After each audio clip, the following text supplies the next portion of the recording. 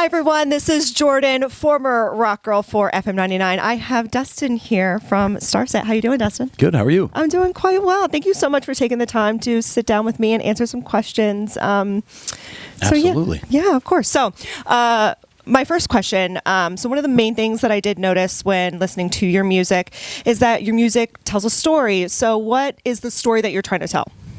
It's changed over time. We have a novel that's out, and it actually became a Marvel graphic novel, but there's also a second novel that's on the way, and it tells the current narrative, much like many of our music videos do, which sort of revolves around a near future where there's a neural lace called the BMI, the brain machine interface, and it's basically a system that deeply integrates with the brain and is basically the cell phone of the future, and allows for numerous sort of amazing integrations, sort of a blend between the metaverse, and AR and VR, and at the same time it's sort of a look at our modern times as well. Wow, that's amazingly thought out and really innovative. I don't think there's really any band out there that's doing what you're doing, so keep it up. And this does sound all so creative. So how do you stay creative? Is there anything that you do in particular to stay inspired? That's a good question. Sometimes I ask myself, like, how do I, you keep the hunger and the because it's not just the creativity, it's the follow through. Mm-hmm. So it's a lot easier to come up with ideas than to see them through. Mm-hmm. And one of the things is taking some time to not always be doing that, recharge the batteries. But other than that, I hope the ideas keep coming. And the inspiration and the motivation. Right. I always say it's about discipline. You can always come up with an idea, but to see it carried out takes discipline. It does take work. So, now, did your writing style or creative process change from your first album to your most recent album? Yes, and some of that was on purpose. Each album has had an intended approach and sound, and the first two were more of a space-based thing. We sort of blend cinematic, symphonic strings with electronics and either hard rock or metal or various types of heavier music, and the blend changes from album to album, and the aesthetic changes, and the sort of overall movie we're trying to create in someone's mind changes, but yeah, sure. I'm sure that my approach has changed inadvertently as well. But moving forward on the next record, I'm trying to actively sort of bring many of those elements from the various first four records together. So. Very nice. Way to stay, concise, basically. Yeah. So I know you mentioned all of the types of instruments and musicians that you have in your band. Tell me more about that. Well, recently we've added, it was 4 of us initially for a few years in a van, and it was always supposed to be 7 even from the inception of the band. And so we brought on Z on cello and Siobhan on violins to bring the strings live, and that was, finally being able to do that was incredible a couple of years ago. And then now we have Corey, who's doing much of the sampling, extra guitars, synth, Moog, and so bringing that electronic component mostly to the live show. Very nice. Wow. So you're obviously very inspired by technology. Now, how is that reflected in your music, both in the production process and the creative process? Yeah, I've always liked to blend the organic and the electronic in the production, and always try to, stay on the forefront of what's being done and seeing if I'd like to incorporate that, but also utilizing organic elements as well. We,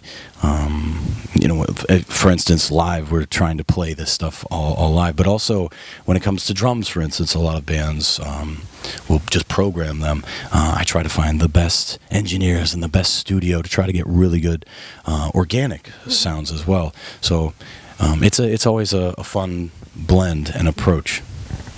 Very nice. Now, when you get something new, like a new electronic or something, do you read the instructions or do you just wing it? Most of it's plugins in the studio, so just start playing with it. Yeah. But I also hear that you have a great relationship with your fans. What are some ways that you like to stay connected with them? Our VIP is a fun way. We're a cinematic rock band, and there's a fourth wall, and we like to immerse people into this world and this story, and as a result there's an approach to it. The VIP is a cool way before the demonstration every day, where that comes down and we're just hanging out. It's sort of like a backstage look into who we are. That's the one time where we do that, and we do enjoy doing that. It's a good way to stay intimate with your audience. So would you say that technology has made it easier for you to interact with your fans? Yes, although we don't interact as much as maybe the label would want us to, or other bands do, the TikTok and things, because we don't want to take away from the in-person experience. Yeah, and also the suspension of disbelief into our world.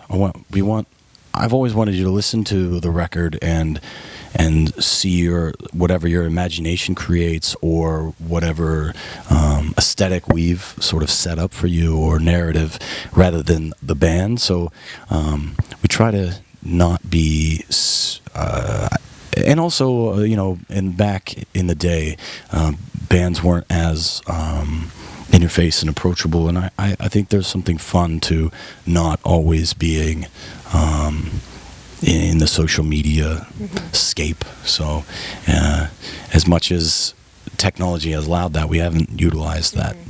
So technology kind of comes at a double-edged sword in a way. Yeah.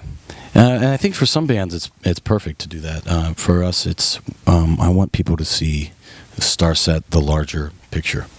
Yes, I love it. So now we're going to play a little game. Okay. If you would like to. This is going to be rapid fire Would You Rather. Okay, you ready?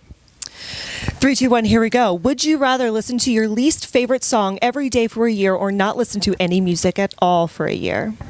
Okay, so I got to wake up, listen to that one song, and then there's other songs? No songs. Oh, no other songs, no just music. that one. No music. It would take 2 weeks till I was no music. Yes, I would say maybe the bad song, because I could find something I like about it, but yeah. After about 2 weeks, that becomes some weird version of punishment.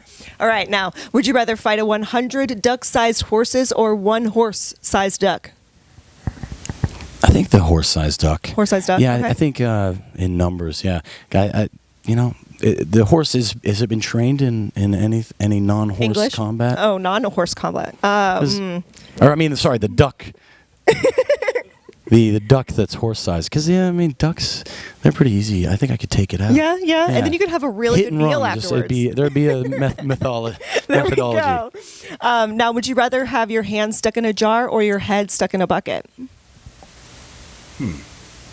A hand in a jar. It's a lot easier to navigate out of that scenario. Okay. All right, Yeah. just put some Crisco on that. Yeah. Would you rather only be able to whisper or only be able to shout? Probably the whisper. Whisper? Yeah, although I guess if I shouted, I could still be in some sort of weird core band. Yeah, there you go. But if I only could whisper, then I could be like the next Billie Eilish. Or that. Or you have like a really cool ASMR channel. Yeah. Oh, wow. Okay. Yeah. Anyway, and then last but not least, would you rather get even or get over it?